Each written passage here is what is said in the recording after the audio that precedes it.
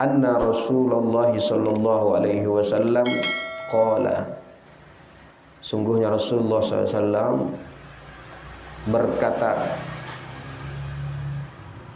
man kana yu'minu billah wal yaumil akhir falyakul khairan aw liyasmut.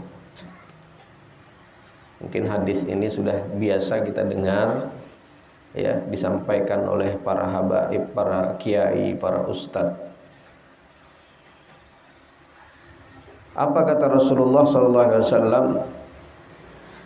Barang siapa yang beriman kepada Allah, barang siapa yang beriman dengan Allah, wal yaumil akhir, dan hari akhir atau hari kiamat, falyakul khairan, maka hendaklah ia berkata baik, aw liyasmut, atau kalau dia tidak bisa berkata yang baik, maka hendaklah ia diam. Nah, ini ada dua poin yang disampaikan oleh Rasulullah SAW. Ada dua pilihan yang disampaikan oleh Rasulullah SAW. Apa itu? Yang pertama, berkata baik. Berkata baik ini adalah perkataan yang apabila kita ungkapkan, apabila kita ucapkan, itu disenangi oleh Allah dan disenangi oleh Rasulullah SAW. Di antaranya ada banyak perkataan, ada banyak omongan yang menyebabkan kecintaan Allah yang disukai oleh Allah dan Rasulnya. Di antaranya, yang pertama, perkataan yang disukai oleh Allah Subhanahu wa taala adalah zikrullah, berzikir kepada Allah Subhanahu wa taala.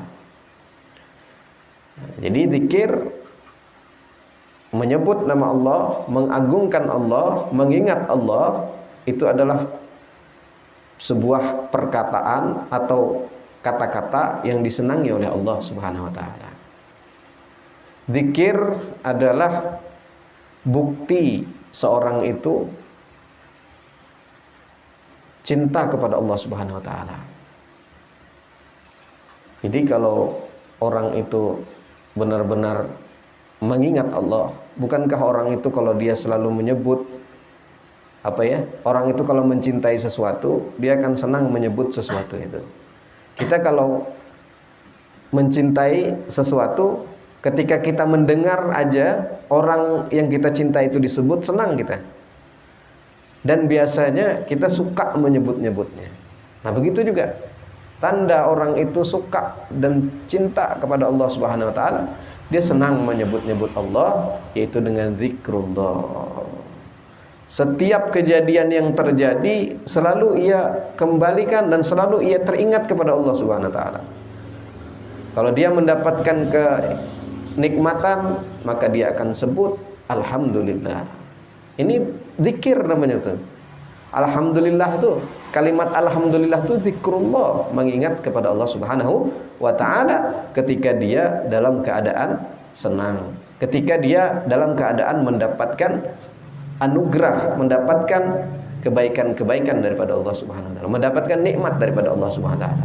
Ini ciri orang yang cinta kepada Allah. Ketika dia mendapatkan nikmat daripada Allah, dia langsung refleks, spontan, lisannya mengucapkan alhamdulillah rabbil alamin. Ini adalah bentuk daripada zikrullah, orang yang mengingat Allah ketika dia mendapatkan nikmat. Ketika dia mendapatkan musibah, mendengar ada berita musibah, ia akan mengucapkan inna lillah wa inna ilaihi raji'un. Ingat kepada Allah juga namanya tuh. Ya, zikrullah juga namanya. Ya, ketika dia melakukan kesalahan, khilaf, langsung dia mengucapkan astaghfirullahalazim. Ini juga bentuk daripada zikir kepada Allah Subhanahu wa taala. Dan sebaik-baik zikir, afdalu zikri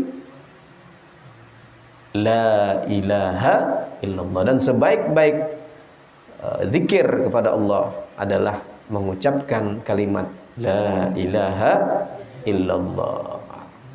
Maka biasakan kita itu ya, biasakan dalam segala sesuatu, baik mendapat nikmat, baik mendapatkan musibah, baik melakukan kesalahan, dan baik apa saja yang dilakukan selalu terpaut dan mengingat kepada Allah Subhanahu wa taala sebagai tanda seorang itu cinta kepada Allah Subhanahu wa taala. Allah akan tampakkan kalau orang itu benar-benar dicintai oleh Allah, maka dia senang berzikir kepada Allah Subhanahu wa taala. Ini yang pertama, zikrullah diantaranya.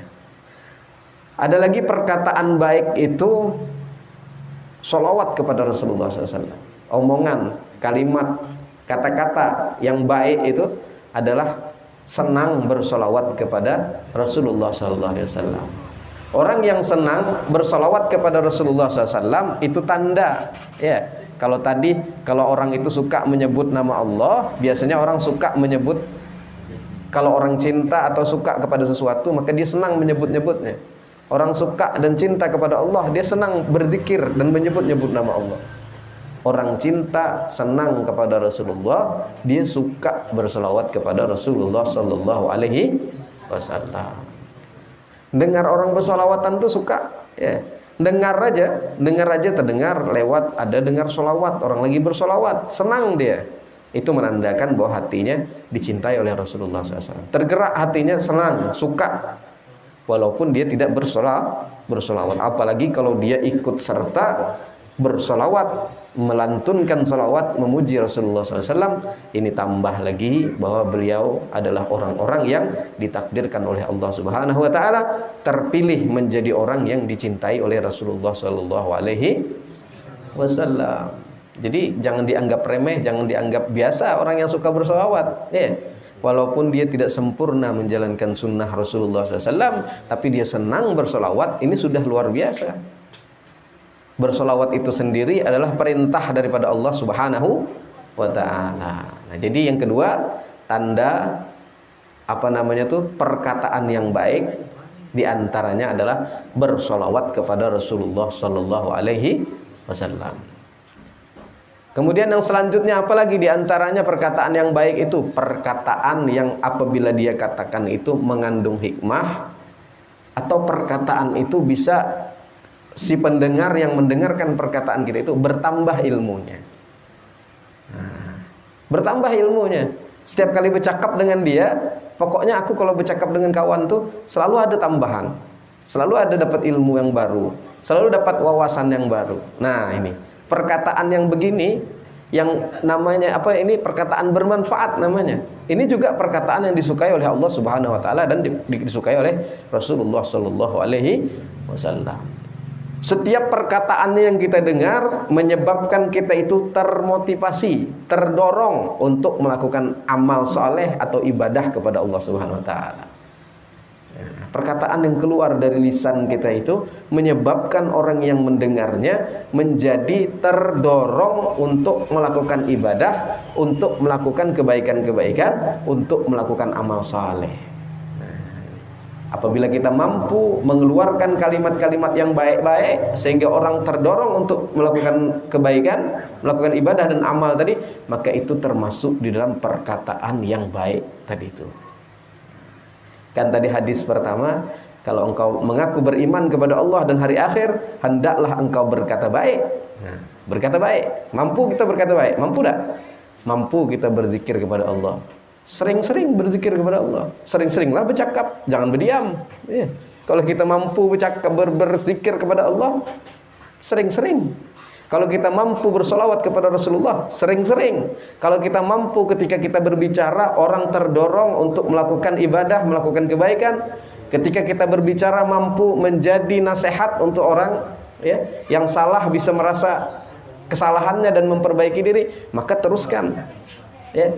Nah, maka teruskan perkataan yang seperti demikian. Nah, kalau tidak mampu kita melakukan yang pertama tadi, berzikir kita tidak mampu, bersalawat kita susah, apalagi nak menasihati orang, apalagi percakapan kita tuh bisa membuat orang termotivasi, terdorong untuk melakukan ibadah, tidak mampu kita melakukan itu, maka sebaiknya kita diam. Maka ada kalimat ulama mengatakan, ungkapan daripada ulama, berkata baik itu nilainya perak, diam itu nilainya emas, ya. Tapi kalau zaman-zaman sekarang ini, zaman-zaman fitnah sekarang ini, memang yang paling bagus, yang paling baik itu kita banyak diam. Sesuai dengan perkataan ulama tuh, berkata baik itu perak, diam itu emas. Mana berharga emas dengan perak? Lebih berharga emas. Maka sekarang ini lebih utama kita banyak-banyak berdiam. Tapi kalau kita untuk pribadi, perbanyak zikir, perkataan yang bermanfaat, bersolawat kepada Rasulullah, tidak apa-apa. Tapi kalau perkataan ini untuk orang lain, nah itu susah sekarang nih. Ya, kadang kita maksudnya pengen memberikan nasihat, dia menanggapinya lain. Ya, kita maksudnya baik, pengen memberikan masukan, dia maksudnya lain lagi, pikirannya, tanggapannya lain lagi, seolah-olah dia tersinggung, akhirnya terjadi percekcokan. Nah ini juga kita perlu pertimbangkan. Nah maka berkata baiklah, dan kalau tidak bisa diam boleh, bagus, tapi ada diam yang dilarang, ya, ada diam yang dilarang.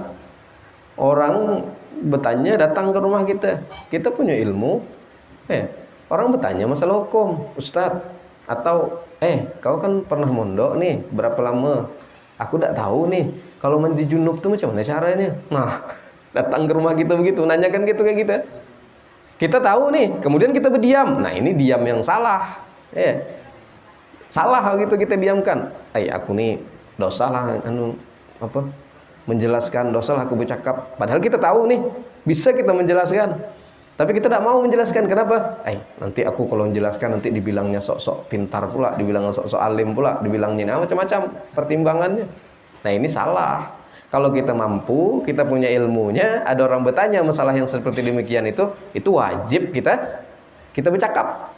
Wajib kita menjelaskan. Jadi diam yang dimaksud tadi, diam daripada berkata-kata yang menyebabkan orang tersinggung, yang menyebabkan orang tadi menjadi terjadi perkelahian, terjadi perpecahan dan lain sebagainya, itu perkataan yang dihindari. Tapi ketika perkataan itu bermanfaat dan harus kita sampaikan, maka perkataan ini menjadi wajib kita berkata-kata. Ya. Orang datang ke rumah bertanya tentang hukum, kita tahu. Nah, bagus kita berdiamkah apa bercakap? Kita bicara, kita jelaskan, kita manfaatkan lisan kita untuk menjelaskan tentang ilmu yang kita punya. Nah, itu.